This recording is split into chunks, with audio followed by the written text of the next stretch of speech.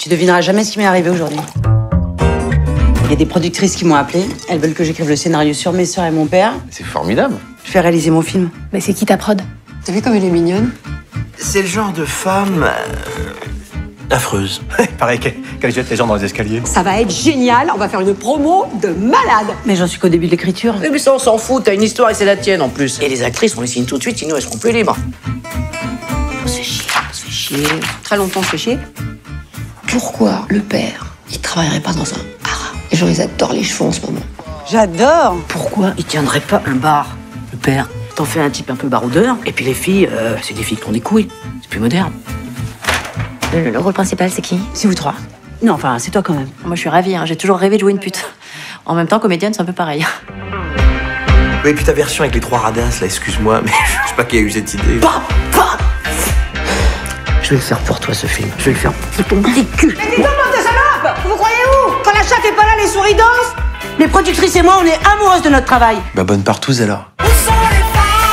Mesdames et messieurs, Pretty Girls et Pretty Boys, s'il vous plaît.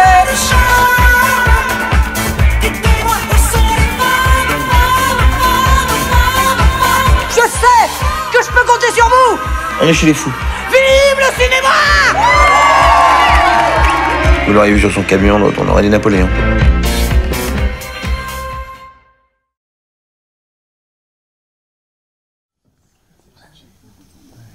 Grande courageuse.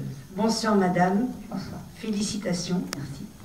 Et alors, Sylvie Testu, moi, elle me bouleverse. Ah. Ben, je vais lui dire. Elle n'est pas venue parce qu'elle faisait Cyril Hanouna ce soir. Donc elles étaient, Josiane et elle, à Paris retenues, sinon elles seraient venues avec moi. Mais malheureusement, elles m'ont déléguée, elles vous embrassent tous. Ah ben, embrassez-la. Ben, je vais le faire, je le ferai demain. Quelle fraîcheur dans ce monde de brut. Oui, c'est ça. Merci beaucoup, c'est pas une question. C'est un ressenti. Merci beaucoup, merci. Je lui dirai. Une deuxième question. Bonsoir. Bonsoir, Diane. Bon, je vais déjà vous donner mon impression personnelle. J'ai adoré. Je suppose que les gens qui restent, qui sont restés, c'est qu'ils ont beaucoup aimé. Peut-être qu'ils veulent m'engueuler, hein, je sais On pas. verra. Et ils sont là pour prendre la parole aussi. Par contre, ce que j'ai aimé, c'est le rythme. C'est non-stop. Je pense qu'en effet, ce que j'ai aimé aussi, c'est ce côté arrière, c'est-à-dire la découverte du métier, que ce soit sur la technique, sur la production, sur la distribution, sur les budgets qu'il faut, sur le casting, sur tout ça. Donc moi, ça me passionne parce que j'aime le cinéma, mais j'aime bien connaître ce qui se passe derrière. Ouais. Donc je pense quand même que vous allez, j'espère, me conforter en disant que c'est quand même très excessif. Ah ben oui. Merci. Oui, non, ça se passe pas toujours comme ça. D'ailleurs, sur notre film, ça n'est pas passé comme ça. C'est moi qui produisais. Mais par moment, je me prenais pour Brigitte. Par moment, je me disais, oh là là, mais c'est Brigitte qui dit ça. Quand j'ai dû demander un effort à tous les acteurs, parce qu'on n'avait pas beaucoup d'argent, je me suis sentie comme elle. Hein. Donc, non, bien sûr qu'on a exagéré. On a forcé le trait, comme on dit. On a poussé le curseur de la comédie. On a eu envie, en fait, de se moquer de nous-mêmes, de notre métier. Il y a des situations comme ça. Il y a des actrices qui disent « Ah, mais ouais, si je signe le livre d'or, je veux qu'on m'invite. » Il y a tout ça. Et puis, c'est des souvenirs, c'est des anecdotes. Et c'est sûr qu'on a un petit peu chargé la barque. Un petit peu. D'accord.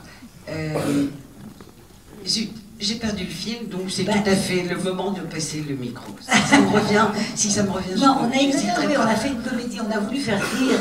On a voulu, en fait, dans son livre, Sylvie fait de l'autodérision. Elle se moque d'elle-même. Elle se moque un peu de son aveuglement. Parce que moi, j'avais toujours, tout au long du film, je me disais, mais est-ce qu'on va y croire? Est-ce qu'on va croire quand même qu'elle est folle? Elle se rend bien compte que c'est déjanté, l'envoie droit dans le mur. Et j'avais toujours le souci que ce soit quand même crédible. Oui, parce que malgré tout, ça arrive dans la vie privée aussi, c'est-à-dire se faire manipuler. Et je trouve que, malgré que ce soit le sujet du film, c'est quand même excellent de faire pas. De montrer un petit peu ce que peut provoquer une manipulation mentale à ce stade-là. Par contre, je voulais savoir si, dans le cinéma, vous qui êtes très très bien placée, puisque vous êtes scénariste, réalisatrice, est-ce qu'il arrive vraiment qu'on fasse changer des scénarios à ce point? À ce point, non. Non, mais mais qu'on oui. fasse, oui, qu'on vous dise prenez tel acteur plutôt que tel autre, ou qu'on tourne Acteur, dans tel décor, oui, ou mais dans tel décor plutôt que dans tel autre. Après tout, si les personnages sont les mêmes, bah, ça ne changera rien. Finalement, on peut très facilement, de compromis en compromis, arriver à la compromission. C'est ça, faire un film, c'est faire des compromis.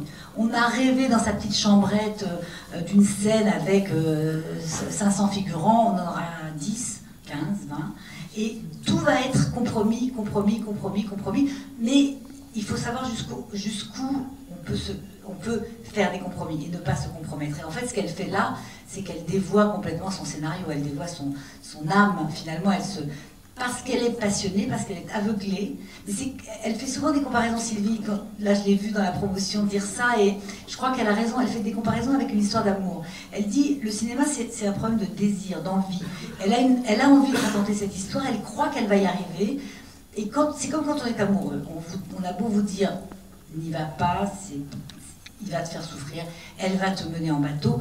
On est amoureux et on ne voit pas et on n'entend pas. Et c'est seulement si l'histoire s'arrête, quand elle s'arrête, on se dit « mais ils avaient raison, j'avais écouté personne, j'avais rien entendu, j'avais rien vu ». C'est la même chose. La passion qui nous permet de faire des films nous aveugle. Et quelquefois, on va dans le mur, oui, ça arrive. Alors là, évidemment, on pousse le trait, on veut faire rire les gens, on veut se moquer. Donc c'est un peu comme dans la série 10%, ils ont beaucoup exagéré. Le métier d'agent, c'est pas aussi caricatural que ça. Mais il y a un fond de vérité quand même. Je vous remercie beaucoup de vos réponses. Ah, j'en suis sûr. Une autre question justement, une remarque. Plus de questions, tout va bien. Les compromis, on en parle quand on a la carrière que vous avez. Monsieur, je vous donne la parole dans une seconde. Oui, j'ai fait des compromis plein dans ma vie, bien sûr. Et encore aujourd'hui? Mais on en fait tout le temps. Là, j'avais pas assez de temps pour le tournage. J'ai été plus vite que prévu. Au bout de quelques semaines, je me suis cassé le pied tellement on allait vite. Les compromis, on ne fait que ça. On voulait une actrice grande et blonde, on en a une petite brune. C'est tout le temps. On voulait une voiture, je sais pas, on voulait une Jaguar, on a une plus petite voiture. C'est tout le temps. Oui, c'est le lot des metteurs en scène de faire des compromis par rapport à l'imagination du scénariste. Bonsoir. Bonsoir. Bonsoir. Alors du coup, je viens de regarder votre film. Très bonne prestation de Fred Testo, que je n'avais pas vu aussi bon depuis très longtemps. De François-Xavier de Maison, que j'aime beaucoup, et de Virginie Hogg, que un jour je me marierai avec. Je viens d'avoir un bébé, hein. C'est pas grave, vous attendrez. C'est une petite fille. Par contre, le sentiment que j'ai sur votre film, c'est un peu le cinéma qui se regarde le nombril et qui essaye de se rigoler de lui-même. Et je me suis demandé en quoi ça pouvait éventuellement m'intéresser dans ma vie de voir ça. Je suis très content d'être venu ce soir, parce que c'est une avant-première, c'est toujours rigolo. Je comprends pas en quoi moi, spectateur et futur téléspectateur, je vais vouloir regarder un film qui se regarde autant le nombril avec si peu d'humour. S'il y a peu d'humour, tant pis. Moi, ça me fait rire. Moi, ce métier me fait rire. Le fait que, justement, on se prenne au sérieux autant que ça nous-mêmes, ça m'amuse. C'est-à-dire que quand on est dans un film, quand on fait un film, tout devient très important, très grave, alors que ça ne l'est pas. C'est-à-dire que tout à coup, la costumière a oublié un détail dans le costume et elle va pleurer toute l'après-midi. C'est ridicule, c'est absurde. L'absurdité de ce métier, moi, personnellement, me fait rire. Elle fait rire Sylvie, elle fait rire tous les gens qui ont participé à ce film. Peut-être elle fait rire un certain nombre d'entre vous. On est ridicule. On pourrait être dans un autre métier.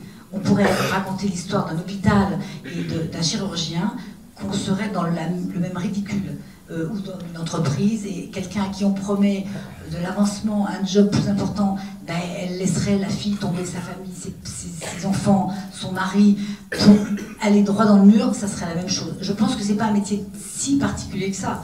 Je raconte l'histoire d'un aveuglement, d'une passion, d'une prise de pouvoir. Ces deux femmes, elles ont le pouvoir parce qu'elles ont l'argent qui va permettre de faire ce film. C'est son rêve. Ça aurait pu être autre chose. C'est de l'avancement pour elles. Elles le voient comme un rêve qui va se réaliser, qui va tourner au cauchemar. Mais on pourrait être dans un autre milieu, dans un autre domaine. Je pense qu'on pourrait avoir le même film au fond. Donc c'est pas tellement qu'on se regarde le nombril. Moi, vous savez, j'ai toujours parlé. C'est mon 13e film. Il sort un 13 janvier. Je deviens lelouch et très superstitieuse. Je ne sais pas, c'est presque de l'autocritique. On se méprise pas, on aime ce métier, sinon on ne le ferait pas, mais j'ai pas l'impression qu'on sait regarder le nombril. J'ai l'impression qu'on a voulu partager avec le public des émotions qu'on ressent, des ridicules qu'on reconnaît en nous. Quand je me moque des actrices, parce que je les connais, et que je sais qu'elles sont parfois, oui, prêtes à dire, mais moi, je ne signe pas le livre d'or si on ne m'offre pas ma consommation. C'est de la vérité toute brute. Voilà, c'est tout. C'est une façon. Moi, j'ai toujours fait des films très autobiographiques, très personnels, qui parlaient de mon petit nombril. Et là, au contraire, j'ai l'impression d'avoir élargi justement en adaptant le livre de quelqu'un d'autre. Donc voilà ma réponse. Mais du coup, vous ne pensez pas que le livre se suffisait à lui-même? Le public le dira demain. On verra si les gens viennent au cinéma ou pas. On va croiser les doigts très fort. Bah ouais. Non, pas vous, mais moi.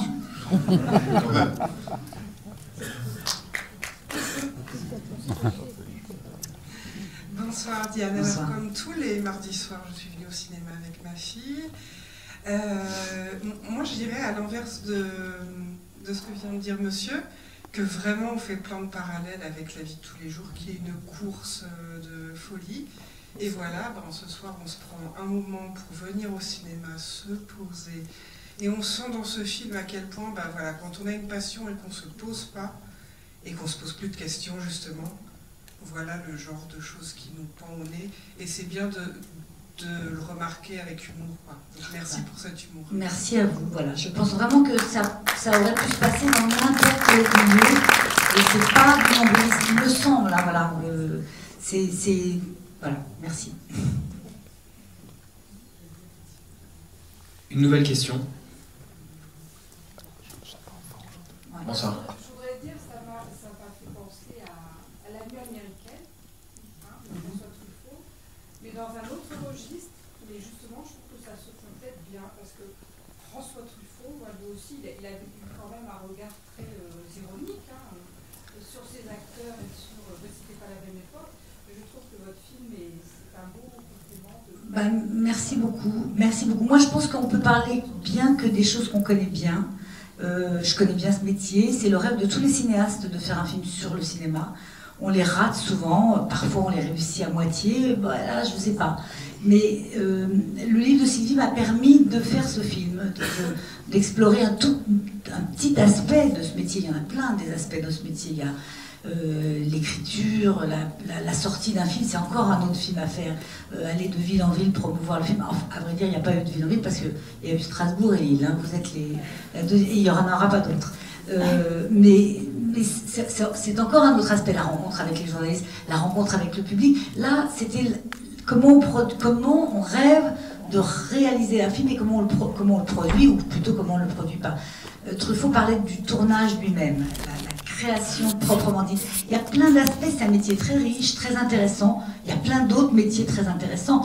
Ce qui, moi, m'a amusé, c'était enfin de pouvoir faire un film sur quelqu'un qui est sous pression du début à la fin. On m'a toujours dit depuis le début, depuis le moment où j'ai commencé à faire du cinéma, on m'a toujours dit, c'est toujours bien un personnage sous pression, du début à la fin. Tu le suis, t'es avec lui, Et là, j'ai eu l'occasion d'avoir une femme sous pression, qui laisse tomber sa famille, qui laisse tomber ses enfants. Il y avait même des scènes, il y avait une scène en particulier qu'on a coupée parce qu'elle était terrible. C'était une scène qu'on avait écrite avec Sylvie, où Sibylle, elle s'énerve contre ses enfants, mais de façon extrêmement violente. Et c'était tellement violent qu'on n'a pas supporté. Elle était injuste, elle était horrible. C'était la scène du piano. La fin de la scène du piano se terminait dans un... Mais c'était affreux. C'est-à-dire que c'était une mère qui pète les plombs. Ben, ça existe, ça arrive. Elle rentre à la maison, elle n'en peut plus. Elle est obsédée par ce film, elle a oublié tout le reste. Et ben, bon, alors là, on allait un peu loin. Je la regrette un peu, cette scène, à vrai dire. Mais... c'est la vérité, quelqu'un à qui on a promis quelque chose, qui rêve de quelque chose, est capable de laisser tomber son mec, sa famille, ses enfants, de tout oublier. C'est quelque chose qu'on connaît, enfin en tout cas les femmes elles connaissent, hein. Le métier, la famille, c'est dur de jongler avec les deux. Et là, c'est vrai que quand on fait un film, on n'a pas beaucoup de temps pour le reste. C'est ça qui est très moderne, justement, c'est cette femme c'est contemporain et effectivement ça pourrait s'adapter à n'importe qui d'entre nous qui fait un autre métier que le cinéma, au fond, je crois. La scène dont vous parlez, on la retrouvera peut-être dans un futur DVD. Une autre question, une remarque. Alors, un mot. Monsieur parlait du rôle, par exemple, de Fred Testo. C'était important d'avoir des garde-fous, des personnages plus ancrés dans la réalité. Il est le regard du public, il est un peu notre œil, on a envie on s'identifie beaucoup à lui, on dit mais qu'est-ce qu'elle est, mais elle est folle, elle ne voit plus, elle n'entend plus, elle s'aveugle, et oui, il représente un peu cette voix de la raison, de même que l'agent, de même que la sœur. Il y a des gens qui sont un peu objectifs dans cette histoire et qui lui disent, qui ont envie de lui dire, mais c'est pareil, c'est ce que je dis au début, c'est un aveuglement presque passionnel. Elle n'entend pas, elle ne voit pas, il faut que on a beau la prévenir, et l'agent la prévient, il lui dit, attends, elles sont folles, elles sont en procès avec la terre entière, elle y va. C'est ce qui lui est arrivé. Je m'excuse de dire ça, mais c'est une histoire qui est basée sur une réalité. On a exagéré le trait, c'est vrai. Mais à l'origine, il y a eu quand même effectivement une tentative de film de Sylvie qu'elle n'a pas réussi à achever, quoi. Une nouvelle question. Une remarque. Ni remarque, ni question. Je vais rentrer à Paris. Bonsoir. Bonsoir, merci pour ce film vraiment super. Je voulais juste savoir, moi j'aime beaucoup lire et j'aime bien souvent lire les livres avant d'aller voir les films. Là malheureusement j'ai pas lu le livre de Sylvie Testu et du coup ça me donne envie de le lire et je voulais savoir si vous l'avez peut-être un peu dit, mais est-ce que c'est très différent ou est-ce que... Il ressort, hein, là il est en livre de poche avec l'affiche, donc vous allez pouvoir le trouver. Il est différent, c'est la même histoire. C'est l'histoire de Sibylle, actrice connue à qui on propose de faire un film et qui espère faire son film et qui se compromet et qui ne fera pas son film à la fin. C'est la même histoire, c'est la même trame, mais disons qu'on a écrit des situations et des scènes qui ont été un peu plus vers le cinéma. C'est-à-dire qu'on a inventé l'histoire des cauchemars, ça c'est pas dans le livre. Dans le livre, il s'agit d'un producteur et d'une productrice, ils sont frères et sœurs. J'ai eu un beau matin l'idée de dire « Ah, et si on prenait un couple de femmes ?» Je ne sais pas pourquoi, je ne peux même pas l'expliquer, mais ça m'est venu comme une évidence. Et comme Josiane avait envie de jouer la femme, je lui ai dit, tu vas jouer le rôle de l'homme, et on va prendre Zabou pour jouer la femme, et ça va faire un couple. Et ça me faisait rire, non pas pour me moquer d'elle, mais parce que je me disais qu'elles allaient faire un couple de cinéma, un couple de clowns presque, et presque un couple de vampires, parce que c'est quand même, elle rentre là-dedans comme elle rentrerait dans une secte, quoi. Elle est comme une femme sous influence. Quand elle arrive dans ce bureau incroyable et que la musique arrive, on se dit mais où elle va? Elle ne se rend pas compte. Et nous, on va la suivre dans cette aventure. Donc le livre est, comment dire, il est la base de tout, il est son histoire. Elle l'a écrit avec son ton, Sylvie, elle écrit comme elle parle un peu. Elle a un langage toujours très imagé, très, très marrant, très gouailleur, et il est drôle comme elle. On a écrit un scénario il n'y avait pas de Drucker, il n'y avait pas tous ces trucs-là qu'on a inventés, quoi, qu'on a imaginés. Puis bon, quand c'est incarné par des acteurs, évidemment, ça change tout. Forcément, l'adaptation d'un livre, ça...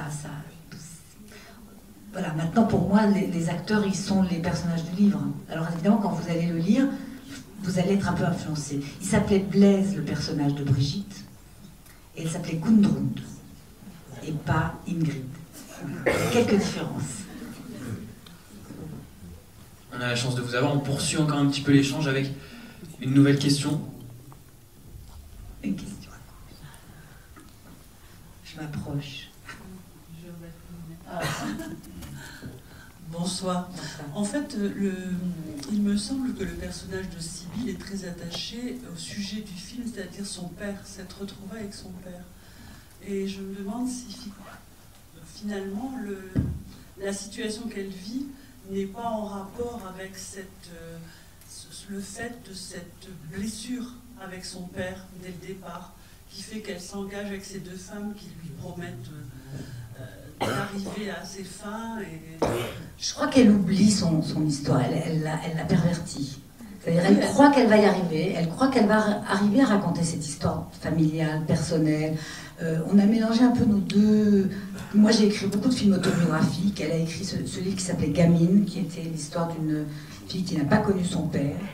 Et donc on a des points communs. On est nés à Lyon toutes les deux. On a plein de points communs, Sylvie et moi. Et en même temps, ce film, ce qu'elle a rêvé d'écrire, qu'elle a voulu écrire, elle le perd de vue. C'est-à-dire qu'elle croit qu'elle va arriver à raconter la même histoire, parce qu'on lui dit, mais les décors changent, mais les personnages ne changent pas. Donc en fait, on pêche souvent par orgueil quand on fait un film. On a beau vous dire tel acteur, mais attends, il boit, il viendra jamais à l'heure, il saura pas son texte. Et nous, metteurs en scène, souvent, on est très prétentieux, on se dit, mais oui, mais avec moi, vous allez voir avec moi. Et puis non, avec nous, c'est pareil. S'il boit, s'il sait pas son texte et s'il n'est pas à l'heure, il sera le même. Mais on pêche par, une sorte d'orgueil, de prétention, de foi en nous-mêmes. Disons, on est porté par une espèce de truc. Bon. Et donc c'est ça qui lui arrive. Et à la fin, elle a perdu complètement de vue son idée. C'est pour ça les cauchemars. C'est pour ça que quand tout à coup ce premier cauchemar dans lequel on rentre, on se dit mais qu'est-ce qui se passe? Les deux filles arrivent, et puis tout à coup il y a le père. Parce qu'on est obsédé. Quand on fait un film, souvent on rêve et on est obsédé. Les cauchemars arrivent. Et oui, moi j'ai mêlé ce que je vis quand j'écris, parce que c'est vrai que souvent on s'obsède, quoi. On est un peu fou pendant 1 an, pendant 2 ans. J'ai essayé de donner ma vérité de cinéaste, metteur en scène, scénariste. C'est du vrai qu'on avait en nous et qu'on a essayé de vous donner, enfin de donner au public, en rigolant, en se moquant un peu de nous-mêmes, parce que c'est pas très sérieux. On a l'impression que c'est super important, mais bon, au fond, c'est 1h30 à passer avec ce métier, avec ces personnages, et puis bon, vous l'aurez oublié peut-être demain, mais il y a du vrai, il y a du fond, j'espère. Il y a de la vérité, et on a essayé de vous faire rire, quoi, voilà. Vous y avez réussi. Merci, si vous avez ri, c'est le principal. Vous venez d'aborder un peu le sujet, est-ce qu'il faut un côté dompteuse de fauve quand on a un tel plateau comme ça, la gestion des égos, la gestion des personnalités, est-ce que c'est difficile? Ça peut l'être, ça dépend des films. Là, en l'occurrence, j'ai été très gâtée parce que j'ai eu des copines avec moi, vraiment, elles étaient formidables. Moi, j'aime pas quand les gens ils vous disent « Ah, qu'est-ce qu'on s'est amusé, on a pris beaucoup de plaisir ». Ça m'énerve toujours quand les metteurs en scène viennent vous dire ça.